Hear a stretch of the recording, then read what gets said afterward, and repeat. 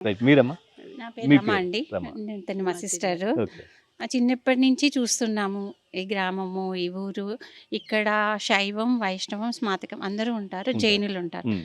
So, ఇది చాలా important place అని విన్నాము. హ్మ్. అంటే ఎక్కడ ఇలా అన్ని మతాలు కలిసింది లేదు. లేదు. ఇక్కడ రేణుకాచార్యుల వారిది ఉద్భవం జరిగిందని చెప్తారు. అండ్ చిన్నప్పటి నుంచి మాకేంటంటే రెగ్యులర్ కాబట్టి అభిషేకం చేసుకోవడం, అమ్మవారికి పూజ చేసుకోవడం అలవాటు.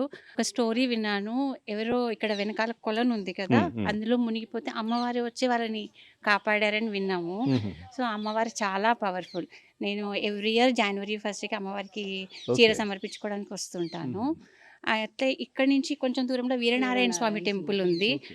అది కూడా చాలా సంవత్సరాలు, అది 400 బీసీది. ఇది ఓహో! కూడా ఆ! ఆ! హుహు. ఇక్కడి నుంచి చాలా విగ్రహాలు మన పబ్లిక్ గార్డెన్‌లో ఉన్నాయి. ఇక్కడ నుంచి మంచి అవును. మంచి విగ్రహాలని. హ్మ్. ఇప్పుడు ఒకప్పుడు ఇది కూడా కర్ణాటకలకు సంబంధం అవును. కాబట్టి కర్ణాటక కల్చర్ చాలా ఉంటుంది.